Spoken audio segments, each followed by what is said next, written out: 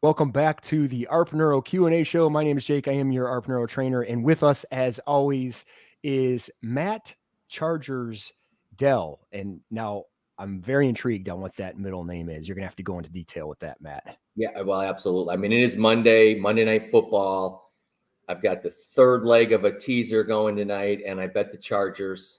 So hopefully we don't have too many people on tonight from Dallas. But There it is. I love it. know, Probably a good call, though. I wasn't impressed with Dallas's last game. well, that means I've guaranteed I jinxed myself because they played so bad. Typically, a team like that's going to bounce back, and it'll be the upset of my three-team teaser. But it's all for entertainment. It's all good. I love it. We will. I know the people watching, they're going to want us to keep this short so we don't miss any of the game. So just to give you guys an idea, just like last time, if you have any questions, you can always leave that in the post of comments on this video. If you're watching this live, you can certainly ask questions now. And also you can reach out to us afterwards at info@arpneuro.com. We'll get to as many questions as we can. We do sort of have a sort of a game plan where we want to go, but you can take us to another direction if you feel like you want to hear about something else. So Matt will be that guy as well, who will also ask the questions that many people probably want to know and just are afraid to ask. So I'm not afraid to ask. You're not afraid of anything. I may have to ask it a couple times so I can understand it, but other than that, I mean, our first open Q&A last Monday was fantastic. I cannot believe how quickly it went by with all the great questions. So Yeah. as Jake said, if you're on, please ask any and all questions. This is intended for kind of an open dialogue on utilizing our PRS, which is the over-the-counter 245 contractions per second device, and the RX, which is a clinical device, goes up to 500 contractions per second. Same technology. So please fire away so we can answer any questions. One of the things, Jake, that I think that I've heard from all of our users of the PRS and RX is it is so powerful. There's so many different protocols.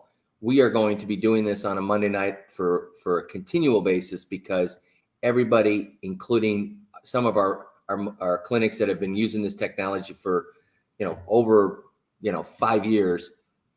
I had one of the clinics tell me they listened to they were on last Q&A and they learned something. So I love hearing that kind of feedback. 100%. Yeah. And it's interesting because he's had the technology for a long time. I know he knows it very well. I think one of the things that this platform offers is questions that we're not really prepared for, that we've probably just assumed people have known. Mm-hmm. And that's definitely a mistake on our part, certainly mine. And so it's good that a lot of these questions have come up because it has answered some questions that people didn't even realize they had until after this one. So yeah, don't be shy. Ask a lot of questions, certainly pertaining to this. But if you want to ask about, Matt's personal life, I'm sure he'll be okay to go into detail with that. That would be a pretty boring Q&A, but I think, didn't you prepare a couple slides? We'll dive right in. I think we talked about, we pretty much spent the entire last session talking about blood flow, which is so critical. And we missed out on a lot of questions that we didn't get to. But if anybody has anything that pressing on blood flow, feel free to ask, and we'll fire away any question. We'll try to answer. So go ahead, Jake, and kind of get her started. Yeah. So this one I'm pulling up because this was one of the questions. We did talk about middle cross syndrome, middle cross pattern. And, I wanted to give a shout out over to Dr. DeBono over in Kaiser University. He's the one that has been working on this protocol. He came up with it himself. I've worked with him on some of the movements. It's continuing to grow. We've made some changes with it, but I do want to explain it in detail as to, some of the results we have, the pad placements. What you'll discover is the pad placements are very simple, and it's kind of a plug and play, so to speak. You get these pad placements, and we've seen some results from the shoulder all the way down to the knees. And I know that they've had some great results with basketball players recently by doing this particular protocol. So without any further ado, I'm going to continue on with this, kind of going on to the middle cross dysfunction. Before you do that, Jake, sure. I do want to give you some kudos. I had a PRS user reach out to me, had some major hip issue, was using the kind of standard protocols, kind of was working, didn't get, pain relief, did the middle cross, could not believe how it helped. As a matter of fact, she explained to me she was out riding the horse and she knew that probably wasn't a good idea after, but so it definitely had some great effects. So just kudos to you and Dr. DeBono for sure. Yeah, I thank you. We love hearing that, and I know I'm personally very excited about this one. All the doctors that are kind of in the schedule when they're, we're doing Zoom training, they know that I've talked about this, and it continues to grow. So some of the things we perhaps didn't talk about in training, you're probably going to get it today, and then as we continue to work with it, we'll have more things to add on to it. So yeah, thanks for bringing up that story. It's nice to hear some of that success. Yep. Middle cross, one of the things to just think about is kind of the patterns of, your body in general. So you have your upper cross, more of the neck protocol, we'll eventually delve into that as well. And then of course there's the lower cross where we're looking at a lot of the ankle protocol stuff, in particular, foot bath. But this one we want to talk about, which Dr. DeBono believes 80% of the dysfunction that you're seeing is going to involve something to do with the middle cross. So even if you have some issues with your ankle, if you have issues even with your neck, there perhaps is some sort of breakdown here. And we're starting to think this is a good starting point, no matter where your pains are located.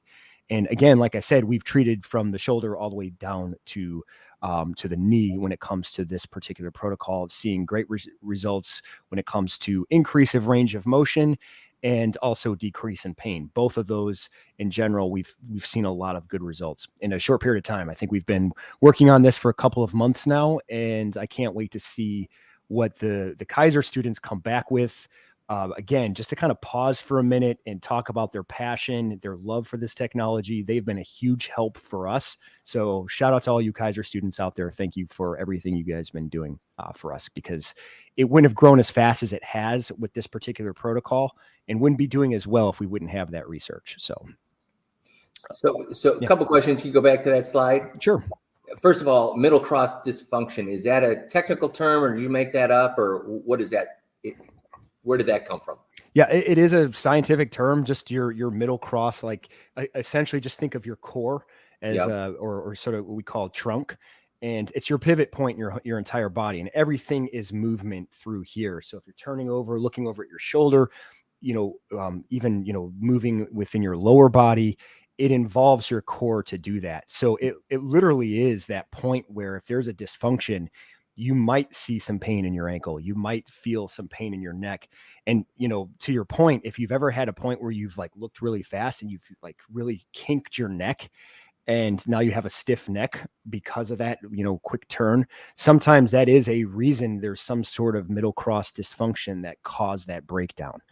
And, somewhere in that point, these pads are going to be able to, and we'll talk about that, kind of go through that pathway, kind of recruiting all those muscle fibers and firing up that dormant muscle, or muscles, plural, to help, absorb the force like it should. Some of those minor movements shouldn't create that pain. So this is a, basic question. I'm intrigued. So, we have a pad placement, right? You've got and we unfortunately you're traveling today, so we don't get, I know. Stretch Armstrong today. But, can't take them with. So in this diagram, you've got, the arrows, right? You've got, assuming what, a red up top, where would the pad placements be? Again? Yep. Yeah, great question, because we did show this on Stretch last time, but I pulled this one out just so you can see now. The black is going to be on your adductor, so inside of your thigh, making sure you're avoiding the VMO, which is that muscle just above your knee on the inside. And then you're crossing it over to what's called pec minor, also a little bit of anterior delt, but you're sort of at that point, and it's crossed. Now, I think that's very important in this case, because I think that's where we've seen a lot of that success. And I'll tell you sort of an aha moment that I had the first time I felt this, and all the doctors are going to know this, and even some of the patients who've been on this a long time. I spoke to one actually this afternoon, and what we've discovered in the past is when we do bilateral, where everything's on, one side or the other, and they're equal, like, so everything's on the right, and then all the other channels on the left, usually the area that's taken trauma doesn't fire as well. And what will happen is we're increasing that output power. You feel more electrical current on the healthy side.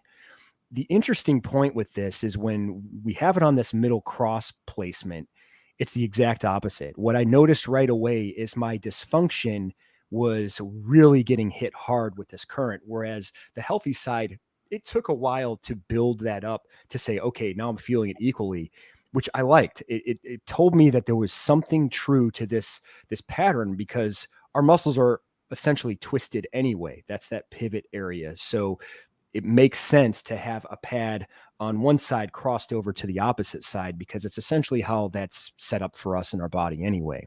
So it's an interesting point. And, those of you who haven't tried it yet, I challenge you to put it on your body, maybe even test a few patients if you're a doctor, and see what results you get, because I'd be interested to see if it even pulls out some dysfunctions. We've been able to see that as well. So again, basic question. You got the red leads and up top, and the black leads crossed on the bottom, right? Correct. Yep. And so just explain to me a little bit, just so I can understand. Obviously, with that cross, you've got the pattern is going, from the red to the black across the body. Is that pretty basically what's happening? On a reverse polarity, yes. On a normal polarity, it's going to run from the black to the red, so it'll be running upward. Gotcha. And what is that running up to? I mean, is it kind of getting through all the muscle, and is that kind of what's happening? How is it traveling from the red to the black?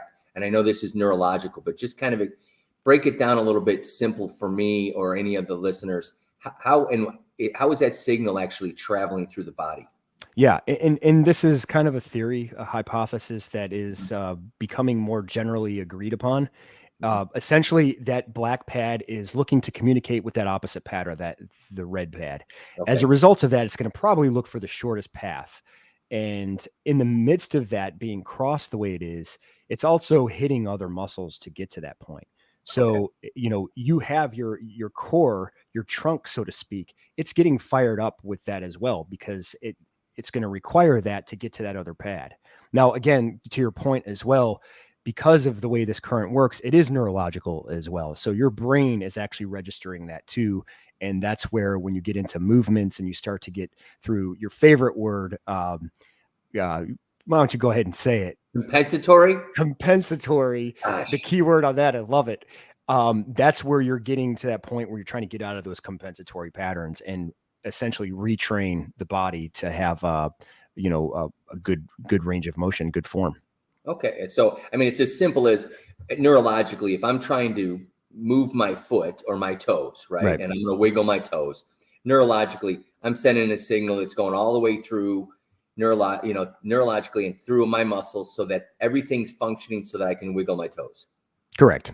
Okay. Mm-hmm. So now this is doing a similar thing, forced, from the black to the red pad. It's also trying to kind of stimulate that so that there's activity, and it's finding the best pathway. And if there's some compensatory issues or some muscles that aren't firing properly, it's going to kind of detect that, get that fired up. You'll feel it.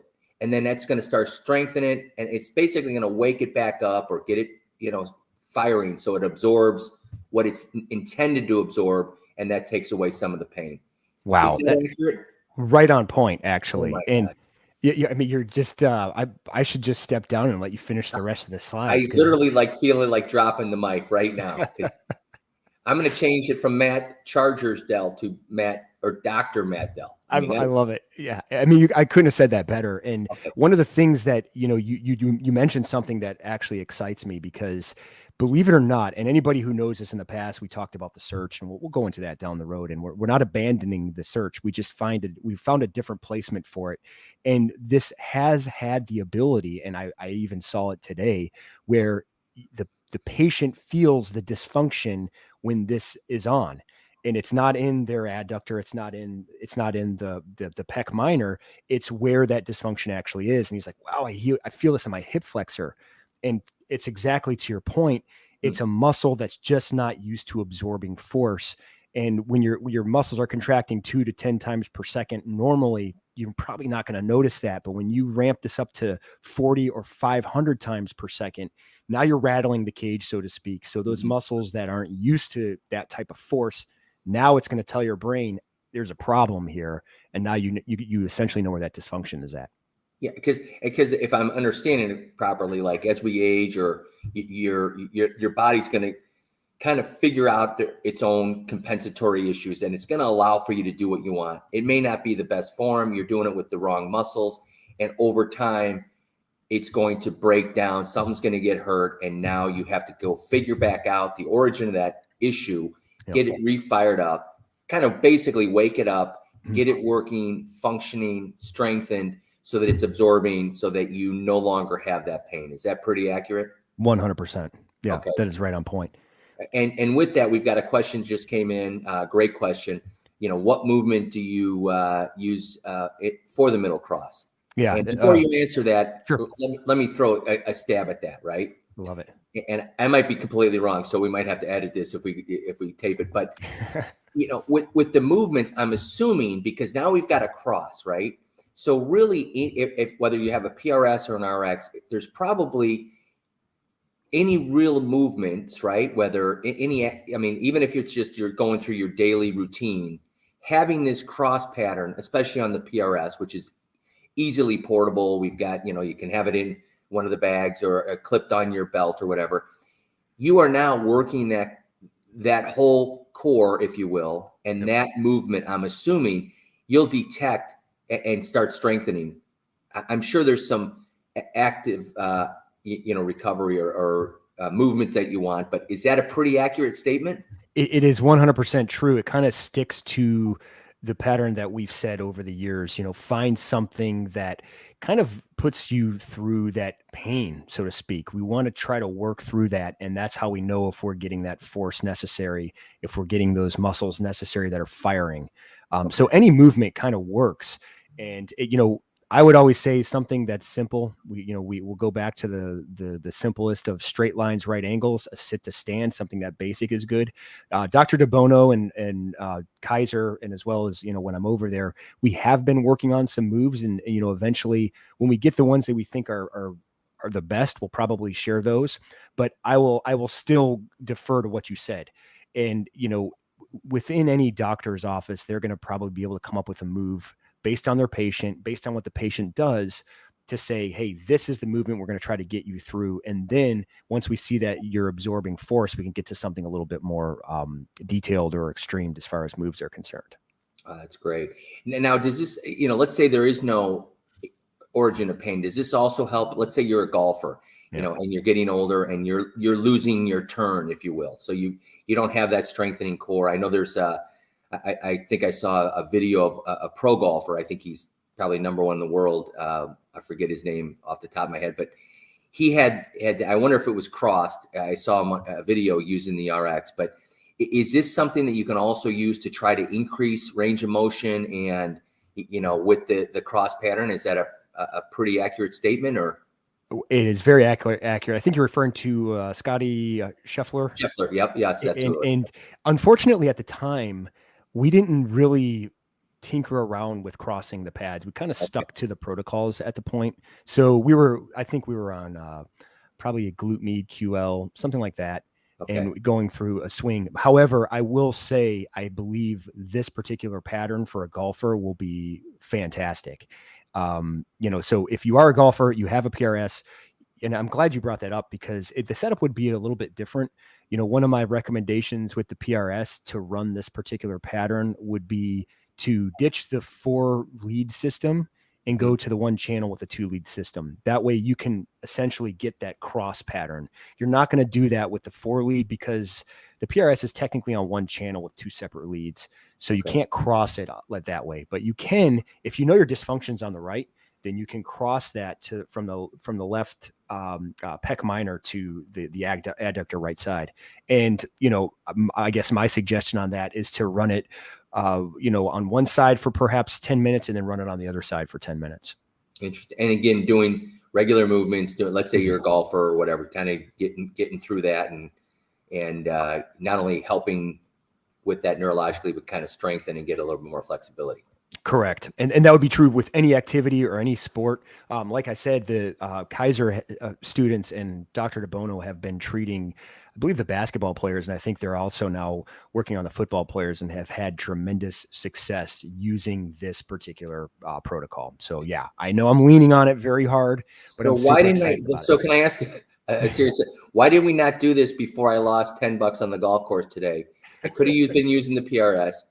I'm only, I'm always just shortest off the tee. Now I got to start using this to try to get a little bit more turn so I can get a little bit longer drive. Yeah, well, you know what? You can get it back on your next game now that you know this, and perhaps you can consider that a hustle. They don't know that. Hopefully, they're not Let's hope watching they're not. this. Let's hope they're not a PRS owner, and let's hope they're not listening today. But 100%. let's keep that between you and I. I love it. I'll Good. keep it to myself. Okay. So yeah, all the other golfers, please, keep using this, and any questions come up, let us know. Very good. So that's the pad placement for the basic. The first setting. This is more of the passive or hypotonic. It's just essentially running the same way, but I haven't used this one as frequently. We consider this something, if you're treating yourself multiple days in a row, this is something that we recommend. And I want to make a correction here because this was last minute, but we have discovered that glute meat on the black is okay. But instead of going, if you see it kind of looks like it's on their rib cage, it's your serratus. We're moving that a little closer to like the center portion of your back, maybe your lat. Even if you go a little bit higher, I've seen some success with, even going up as high as infraspinatus area. Not necessarily it has to be there, but going a little bit higher, I feel like that engaged the back enough and not over engagement. What we have discovered with on glute med and serratus, where it currently is, it hits a little too hard on QL. And again, time out? What's QL? What are you talking about? So it's just your low back. Okay. It's anywhere low back is where you tend to, I think a lot of times that's where a lot of tension can be held. It's not necessarily the breakdown point, but a lot of other muscles that break down will create a lot of pain there. So the last thing we want to do is fire it up too much where we create a lot of tension in the low back. And, we might be fixing some of the muscles, but then your low back is going to be overworked, and we're trying to avoid that. Okay. So yeah, please go ahead if you had a question. No, I'm getting some text questions, but feel free. They're coming through my phone, but I'll ask this one. Sure. How does this differ, and why would I use this particular pad placement versus the cross pad placement? That's actually a good question. I wouldn't use this in replacement of the hypertonic, which is the more active. That's the one we've seen a lot of the success. We've tested both of them. We didn't have the wow factor with this one. The reason why we liked it was, it was something that if you're doing multiple treatments, this was sort of like that. I don't want to say passive because you're still doing an active, but it's to break it up so you're not doing the same pad placement every day if you chose to be treated every day. Gotcha. But I will say I'm not saying we're leaning away from this. I still want to show it because it's just another option. There may be some other protocols that, Dr. DeBono chooses are going to be a little bit better. One of the cool things was we had some PTs from the Jersey office come in. They worked with him. They gave him some great ideas. And it also gave him some aha moments about the pulses per second and, measuring 500 with 40. And that's going to be kind of on this one. It was going to be the last thing I touched on. Okay. So that being said, to that point, we have been working with 40, and what we've learned is that 40, I used to always talk about 40 being more of the hypertrophy or strength training, something that if you really wanted to isolate a muscle, or if you thought there was a muscle not firing, this is a good placement to anchor that pad on that area, and that pad basically stays there to contract that muscle. However, and I still believe that, but I also believe we're starting to see, because of the fact we're starting to see results from the 40, it's also starting to lean more towards a therapy side as well, not just a performance side. So when you say 40, are you talking about, the RX and, the setting of 40? Yes. Thank you. Thank you for clarifying. So yeah, if you have a PRS, you have no option other than the 245 contractions per second. So, and it's not a bad thing with the PRS. It's designed to be sort of that happy medium, so to speak. and it can kind of work on both ends of the spectrum, and it's not designed for the type of therapy treatment that you're going to get with the RX. It's sort of the in between. And Matt, like you said, you say this all the time, if you're at pain levels of less than 6, you're still going to get a lot of benefits from the PRS. But yeah, this is 100% particularly for the RX. Okay, very good, thanks. And that being said, what we've come up with over the course of that time we spent over the weekend was the 40 is going to act as almost like the bookends, and this is where we're at right now. And if doctors that are listening, I challenge you, I encourage you, and those of you who've been training with me know I've been doing it. I want as many doctors on board with this to at least try it. And what I mean by that is we start on normal polarity. So the black will be running to the red, and that normal polarity will run at 40 contractions per second, 2 sets. Mm-hmm. And you're turning it up every set like you would. And after those 2 sets, you turn it back down and you go to 500. Now, 500 will be for the next 4 sets. But for the first 2 sets, you stay on normal polarity. And then the next 2 sets, you go to a reverse polarity, just running the red down to the black. And then the final 2 sets, so it'll be a total of 8 sets, which is pretty traditional. Anybody who knows the treatments, we used to do 4 and 4. Now it's just 2, 2, and 2, and 2. This last 2 will be the 40 pulses per second, running it on the reverse polarity. So now instead of running black to red, you are finishing with a red crossed over down to black on your adductor. Again, it's to their tolerance, turning it up each time, and that would consist of the actual sets and reps of the therapy, those 8 particular sets. Oh, great. Okay. Oh man, this is some great stuff, Jake. I mean, I'm looking at the clock going on. We're almost already into our 30 minutes. I think I talk too much. No, it's good. I think it's educational. I think as I'm thinking through this and, trying to stimulate, maybe more questions, and because our goal really is to educate all of the clinics, all of the users, all the PRS owners, RX owners. One of the things that I just came up with this idea is, maybe what we could do is talk a little bit about the pads, because I know we have subscriptions. We have a lot of our clinics that are doing the monthly subscriptions because the pads are critical. Yeah. Maybe what we can do, if I can get approval on it, obviously, but maybe we can stimulate questions. If somebody for the next Monday, maybe we can, stimulate more questions on whether the PRS or the RX, and maybe we can pick 1 or 2 of the questions and send them some of our pads. What do you think about that? I think that's awesome. I know a lot of the doctors are jumping on board. I know a lot of buddies of mine who work out with this and they go through pads like crazy. They would love that as well. Okay. The reason I ask that is because I'm kind of getting short on pads. So if I ask you questions, do I have a chance at some of those pads, or what do you think? I don't think so. I think that that's a conflict of interest, and I think that eliminates you, unfortunately, from this. Well, then please bring some back from Chicago, so the next time we see each other. Note to self, Matt needs new pads. Well, let's on that note, talking about pads, let's talk about pads. I know that I've seen some clinics that think they could buy a pad. Tell us why these pads, or the pads that we sell for this, is so critical, and why they can't just buy a pad off of Amazon or any site. Yeah, that's a question we get a lot. It never gets old because we've learned a lot about these pads. But to your point, you can get cheaper pads for sure on Amazon for practically nothing. But we've had an incident, and it was years ago, but we no longer take a chance, where the power of this technology, whether it's the PRS or the RX, only certain pads have been tested that this works for. This is a direct current. So many of those pads you're going to see on there, and I would say 99% of them are designed for alternating current, which is just not going to get to this power. We've had an incident where they would smoke, where they caught on smoke, and we didn't want to take that risk. Was that on the RX? It was on the RX. We've never had an incident with the PRS.